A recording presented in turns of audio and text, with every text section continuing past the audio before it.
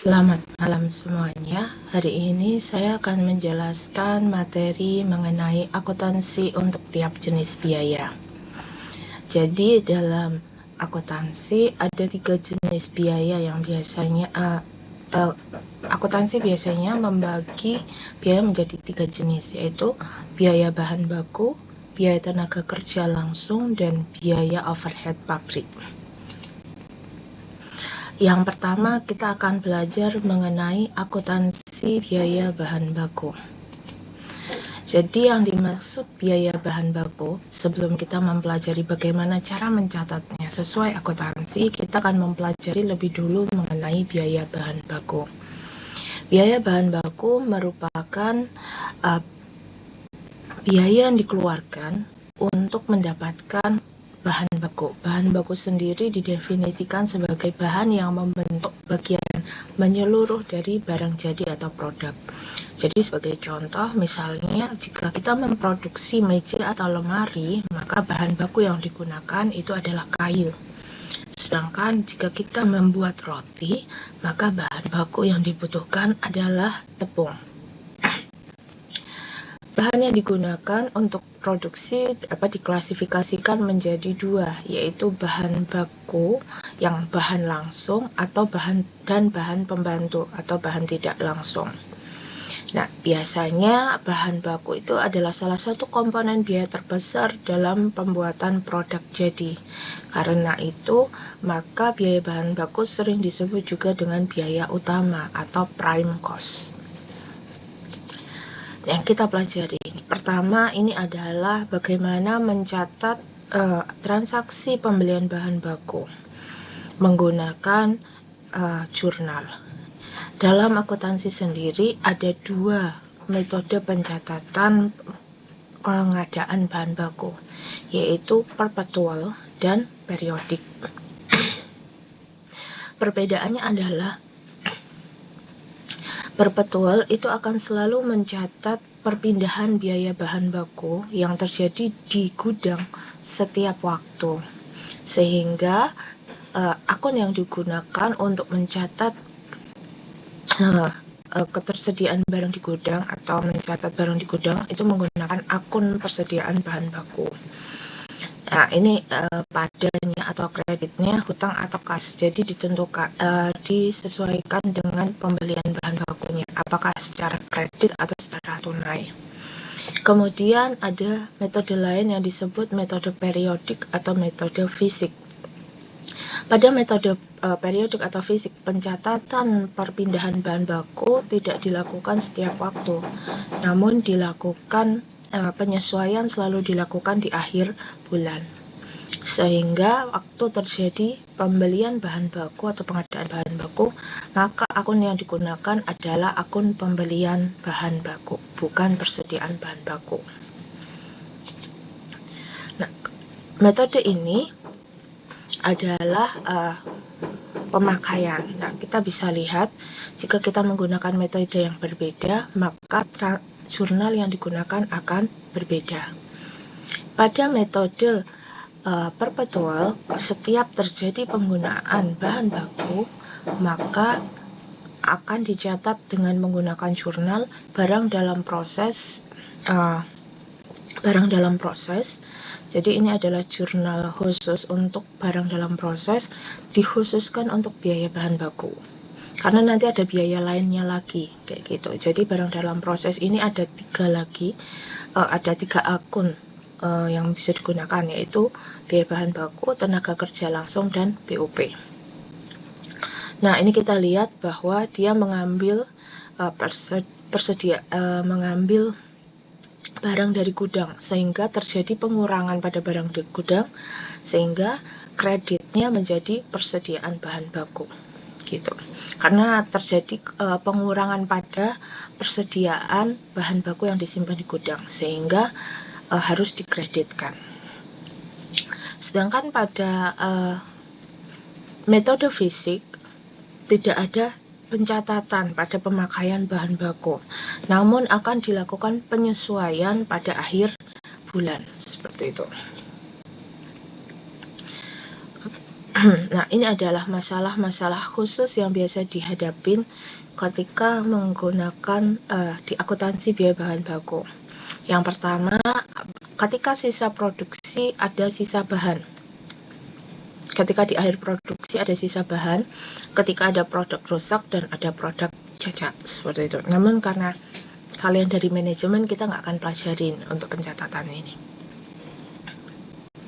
Kemudian, nah ini adalah akuntansinya. Jadi jika ada sisa bahan yang kemudian dijual kayak gitu, maka jurnalnya menjadi kas atau piutang usaha pada barang dalam proses bahan baku. Nah, ini jadi ada sisa bahan.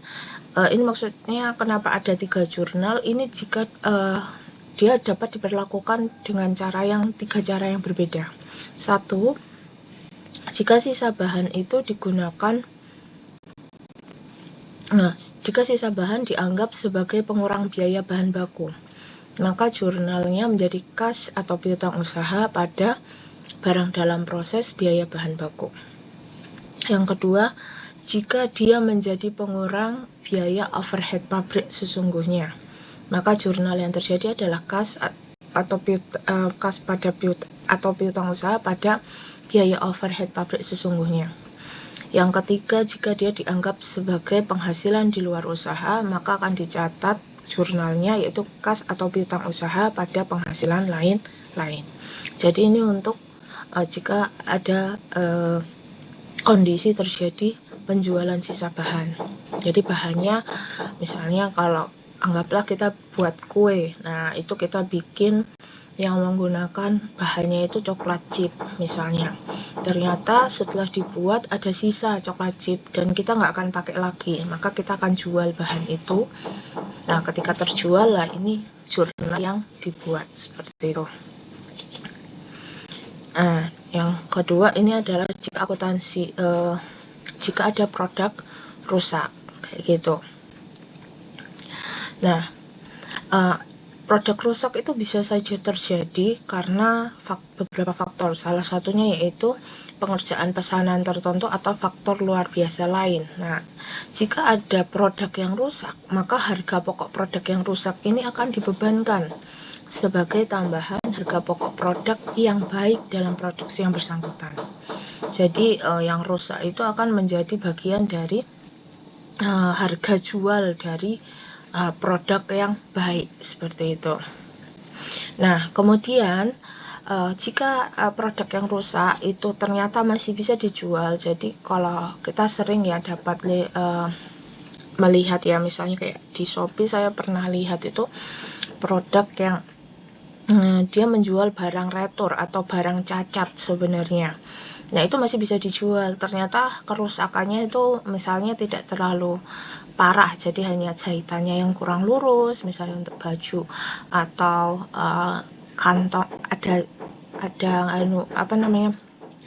ada bekas di kainnya itu ada bekas pergeseran karena salah jahit, terus dibuka terus dijahit lagi. Nah, yang tempat awalnya itu rusak gitu, jadi kelihatan bolong kayak gitu. Nah, itu ternyata masih bisa dijual lagi. Nah, ini yang disebut jika produk rusak tersebut hasil laku dijual, maka hasil penjualannya diperlakukan sebagai pengurang biaya produksi yang menghasilkan produk cacat tersebut. Nah, untuk produk-produk yang rusak itu biasanya kan tidak dijual di harga normal seperti itu. Nah, itu maka hasil penjualannya bisa dikurangi untuk mengurangi biaya produksi dia seperti itu. Jadi misalnya produk rusaknya dijual pada harga produksi, bukan harga produksi yang ditambahkan laba lah, itu nggak masalah seperti itu. Atau kadang bahkan dijualnya di bawah harga produksi. Nah, kemudian kadang-kadang dalam sebuah produksi itu ada terjadinya produk rusak, itu merupakan hal normal, itu bisa terjadi seperti itu. Maka jika hal tersebut terjadi, maka kerugian yang timbul sebagai akibat dari terjadinya produk rusak akan dibebankan ke produk secara keseluruhan. dengan cara memperhitungkan kerugian tersebut ke dalam tarif biaya overhead pabrik, seperti itu. Kemudian yang kedua, produk cacat. Nah, produk cacat sama produk rusak itu sebenarnya secara akuntansi tidak dibedakan. Jadi perlakuan akuntansinya mirip. Jadi kalau masih bisa dijual kembali, maka akan dijual kembali. Terus jika itu memang sesuatu yang normal terjadi dalam proses pengerjaan, jadi saya pernah baca, kalau untuk melakukan pencetakan, kadang untuk melakukan penyesuaian mesin itu ada produk yang terbuang, seperti itu. Nah, itu berarti setiap terjadi percetakan, maka akan selalu ada produk yang terbuang. Maka dianggap bahwa produk cacat itu merupakan hal yang biasa yang terjadi dalam proses produksi. Maka biaya pengerjaan ini dapat dibebankan kepada seluruh produksi dengan cara memperhitungkan biaya pengerjaan kembali ke dalam biaya overhead pabrik sesungguhnya, seperti itu. Yang kedua, ini adalah yang jika akuntansinya berkaitan dengan bahan baku. Nah, kemudian jika akuntansinya berkaitan dengan biaya tenaga kerja, ini berikut kita pelajari dulu definisi biaya tenaga kerja. Jadi yang dimaksud tenaga kerja lebih dulu itu merupakan usaha fisik atau mental. Maksudnya jadi nggak hanya fisik saja, tapi juga berupa keahlian yang dikeluarkan karyawan untuk mengolah produk atau jasa.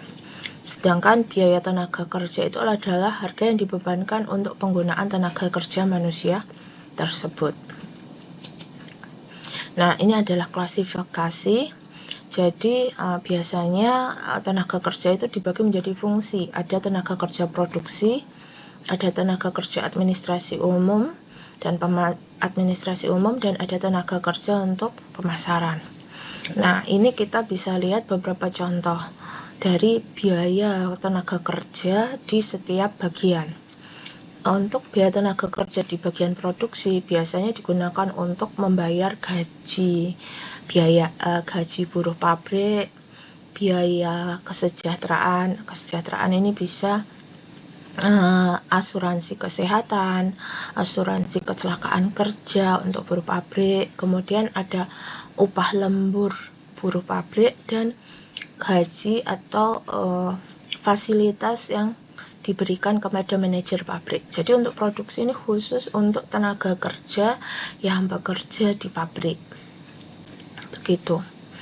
Kemudian ada biaya tenaga kerja administrasi dan umum. Nah, ini biasanya untuk fasilitas gaji atau fasilitas tunjangan yang diberikan kepada bagian penunjang atau pendukung perusahaan seperti akuntansi, personalia, atau kita sering dengan bahasa kita itu SDM, sumber daya manusia, kemudian sekretaris, legal, dan yang lain-lain.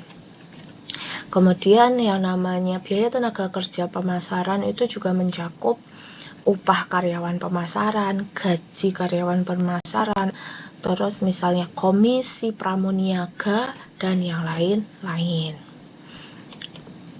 Nah, ini juga ini klasifikasinya, ini berdasarkan fungsi, ini berdasarkan kegiatan dalam departemen, seperti itu.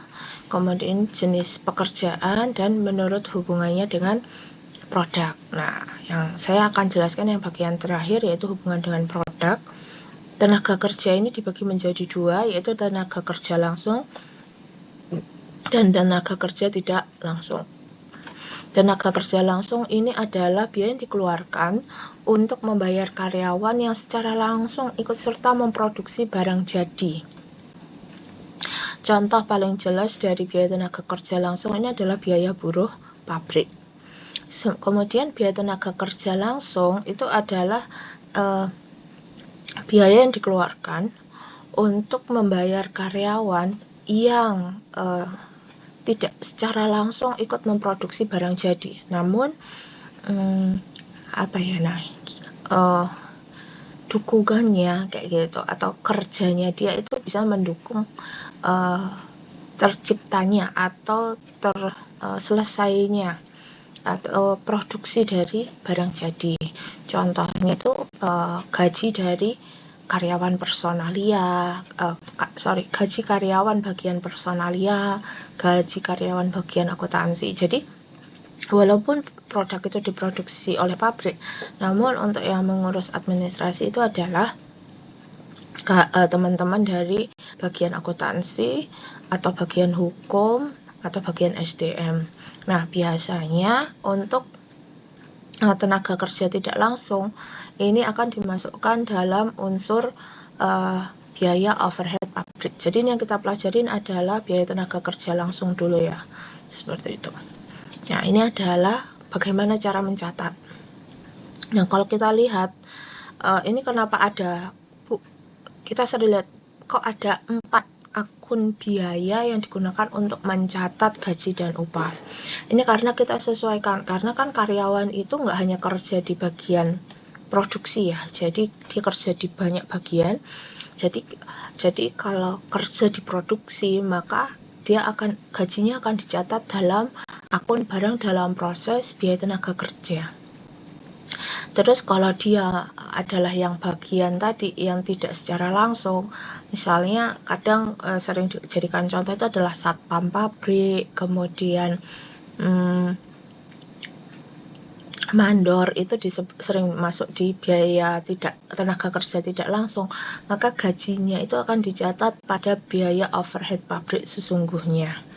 Kemudian untuk teman-teman bagian akuntansi, bagian legal, bagian SDM, nah itu biayanya biasanya dimasukkan dalam biaya administrasi umum.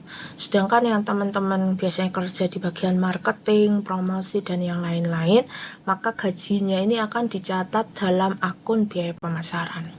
Ini kita bisa lihat ya, dia sudah masuk di dalam pencatatan biaya. Nah, ini gaji dan upah. Jadi ini baru pencatatan berapakah gaji yang dia keluarkan, seperti itu. Nah, setelah itu, setelah dibuat daftar, nah ini biasanya setelah selesai daftar gajinya, kemudian ini baru diajukan ke bagian keuangan. Nah, saat diajukan ke bagian keuangan, maka jurnal yang dibuat itu adalah gaji dan upah pada utang PPh karyawan dan utang gaji dan upah. Nah, kenapa ada PPh karyawan? Karena perusahaan itu di dalam pajak ya, perannya itu sebagai pemotong pajak penghasilan karyawannya, seperti itu. Maka gaji dan upah di bagian di komponen gaji dan upah, salah satu komponennya itu adalah PPh. Nah, ini harus dibedakan karena PPh ini dibayarnya beda dengan gaji dan upah. Maksudnya beda itu apa? Beda waktunya. Jadi ketika pembayaran gaji dan upah dilakukan, nah ini maka jurnalnya menjadi utang gaji dan upah pada kas. Sedangkan jika pembayaran atau penyetoran PPh karyawan ke kas negara, maka akan dicatat menggunakan menggunakan jurnal utang PPh karyawan pada kas, seperti itu. Nah, ini adalah untuk biaya lain-lain, seperti itu. Maksudnya apa? Jadi ini di luar gaji atau tunjangan yang tidak diberikan setiap waktu. Jadi contoh, jika terjadi lembur, maka biasanya dicatatnya menggunakan jurnal biaya overhead pabrik sesungguhnya pada kas. Tapi ini biaya lembur khusus untuk karyawan pabrik, seperti itu, buruh pabrik. Kemudian biaya lain-lain, misalnya dia mendapatkan pelatihan, kemudian ada waktu menganggur, jadi gaji yang dibayar saat tidak bekerja lah ini. Nah, itu jika terjadi biaya lain-lain, ada beberapa cara mencatatnya, seperti kita yang lakukan di biaya bahan baku. Jika dia diakui sebagai biaya tenaga kerja langsung, maka jurnal yang dibuat adalah barang dalam proses biaya tenaga kerja langsung pada gaji dan upah. Sedangkan jika dia dicatat sebagai biaya overhead pabrik, maka dia akan di jurnalnya akan biaya overhead pabrik sesungguhnya pada kas dan utang. Jika dibebankan pada produk yang menyerap biaya tersebut, maka jurnalnya akan berbeda lagi, gitu. Nah, kemudian ini adalah akuntansi yang ketiga. Pencatatan biaya ketiga, yaitu overhead pabrik. Nah, mungkin teman-teman pada masih bingung ya dengan istilah overhead pabrik. Kita akan pelajari. Overhead pabrik itu adalah semua elemen biaya produksi yang nggak bisa diklasifikasikan sebagai biaya bahan baku dan biaya tenaga kerja langsung. Jadi contohnya itu biasanya itu listrik, air, kemudian biaya perawatan mesin dan yang lain-lain. Nah, itu kan tidak bisa dimasukkan ke dalam biaya bahan baku dan biaya tenaga kerja langsung. Maka keseluruhan biaya-biaya tersebut akan masuk ke dalam biaya overhead pabrik. Seperti itu. Nah, apakah ini semua biaya ini bisa langsung istilahnya ditelusuri ya? Ditelusuri itu maksudnya, biaya bahan baku untuk satu barang sebanyak ini. Nah, kalau BOP atau biaya overhead pabrik atau yang sering disebut dengan BOP itu kadang nggak bisa. Jadi kalau listrik, kadang kita bilang untuk memproduksi satu buah meja itu butuh listrik berapa kWh ya. Nah, itu kadang nggak bisa dilakukan seperti itu. Karena nggak bisa dilakukan seperti itu, ini nggak masalah kayak gitu. Nanti ada teknik akuntansi yang digunakan untuk menelusuri untuk biaya-biaya tersebut. Tapi nggak akan kita pelajari di mata kuliah ini. Seperti itu. Nah, ini adalah tadi. Ada yang namanya biaya overhead pabrik sesungguhnya. Jadi yang benar-benar terjadi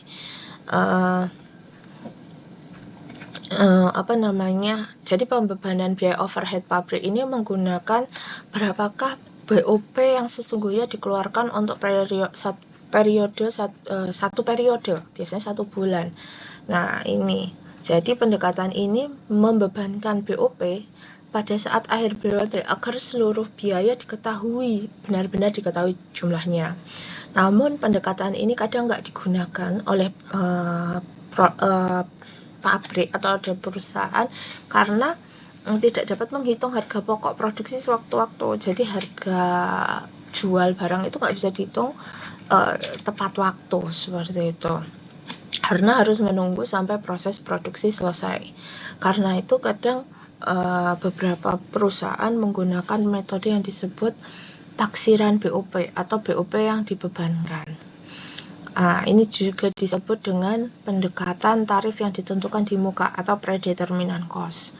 Jadi biasanya pendekatan ini tidak perlu menunggu sampai akhir periode akuntansi. Jadi digunakan tarif. Jadi contohnya misalnya biaya operasinya sebenarnya hanya biaya operasi. Misalnya kita operasi di rumah sakit. Biaya operasi secara keseluruhan itu hanya menghabiskan biaya misalnya ya sesungguhnya itu hanya 7.800.000. Tapi kan itu baru bisa biaya itu dikenakan setelah selesai operasi. Kayak gitu. Tapi kan kadang kita suruh bayar operasi itu di depan seperti itu. Nah, jadi dia menggunakan tarif misalnya udahlah dikenakan 8 juta, yang 200 itu ya sudah dianggap sebagai tambahan keuntungan untuk rumah sakit. Jadi seperti itu. Makanya perhitungannya kurang akurat karena nilainya bersifat taksiran. Seperti itu. Nah, ini sendiri untuk taksiran BOP ini dibagi menjadi 2 metode lagi. Jadi semua tarifnya sama. Jadi dianggap misalnya operasi yang dilakukan oleh rumah sakit untuk semua operasi tarifnya 8 juta. Padahal belum tentu sebuah operasi itu membutuhkan biaya 8 juta. Tadi bisa ada yang 7.800.000 misalnya, ada yang 8.400.000 misalnya seperti itu. Nah, ini yang tapi dia mengenakan untuk semua operasi menggunakan 8 juta. Atau dia menggunakan tarif yang berbeda untuk setiap departemen produksi. Jadi disesuaikan. Misalnya untuk operasi jenis A tarifnya 8 juta. Nah, rata-rata untuk operasi itu misalnya antara 7.800.000 sampai 8.100.000. Maka masih bisa ya.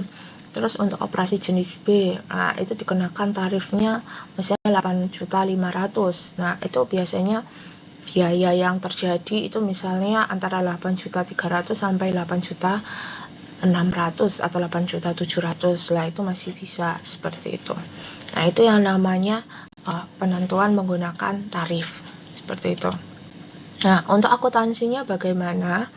Jadi jika menggunakan yang tarif BOP atau BOP yang dibebankan, maka barang dalam proses ini adalah tadi kan saya sudah jelaskan, barang dalam proses itu adalah akun yang digunakan ketika barang itu masuk ke siklus produksi. Maka semua barang yang digunakan itu akan masuk dalam sini, biaya overhead pabrik. Nah, kemudian pencatatannya ini bukan ke akun biayanya, bukan ke kasnya untuk apa, tapi ke BOP dibebankan dulu.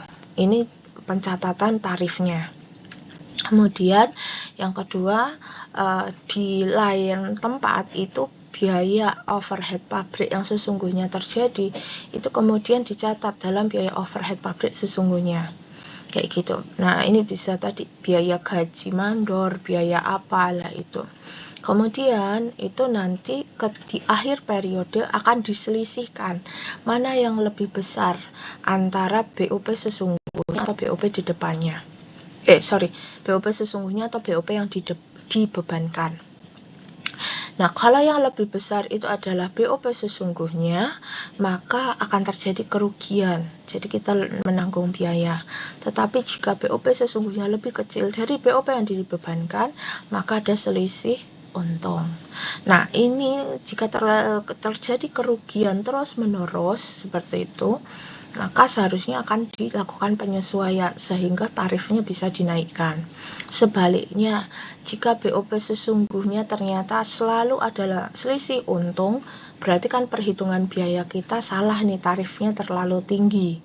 Maka kalau ada tarif terlalu tinggi, perusahaan harus menurunkan tarif BOP-nya, seperti itu. Nah, ini adalah caranya menentukan BOP yang dibebankan. Jadi harus disusun dulu anggaran BOP per departemen. Kemudian didistribusikan BOP tersebut ke departemen produksi dan jasa. Kemudian dilakukan alokasi BOP departemen jasa ke departemen produksi, baru membagi biaya overhead pabrik ke departemen produksi atas dasar ukuran aktivitas yang setepat mungkin. Nah, ini adalah penentuan tarif BOP. Biasanya tarif BOP itu dihitung ya. Jadi ini caranya. Jadi tarif BOP yang dibebankan ke perhitungan harga pokok produksi ditentukan di muka. Jadi sebelum biaya sesungguhnya dikeluarkan. Tarif BOP harus ditentukan pada setiap awal periode akuntansi berdasar kapasitas produksi dan total anggaran biayanya. Jumlah BOP yang dibebankan ke produk itu memiliki dua unsur, yaitu dasar pembebanannya apa. Jadi contohnya, misalnya dasar pembebanannya berdasarkan jumlah yang diproduksi, perkiraan biaya bahan baku, perkiraan biaya tenaga kerja langsung yang terjadi, jam kerja langsung atau jam mesin. Kemudian tarifnya. Jadi untuk setiap dasar pembebanan berapa tarifnya. Biasa tarifnya itu misalnya rupiah per unit produk, persentase biaya bahan baku, misalnya 75% dari biaya bahan baku atau 75% dari biaya tenaga kerja langsung, itu menjadi BOP yang dibebankan, seperti itu. Nah, ini berbagai contohnya ya. Nah, ini bagaimana menentukannya? Tarif BOP biasanya ini ditentukan oleh perusahaan berdasarkan tarif BOP yang diterapkan oleh perusahaan. Tarif BOP ini biasanya diterapkan oleh perusahaan yang aktivitas produksinya hanya menerima pesanan. Jadi kalau nggak ada yang perusahaan yang jenis massal, jadi yang misalnya yang memproduksi sunlight gitu, ini nggak menggunakan ini, seperti itu. Jadi biasanya ini hanya jika produknya berupa pesanan. Oke, demikian penjelasan saya untuk materi ini. Terima kasih semuanya. Selamat malam.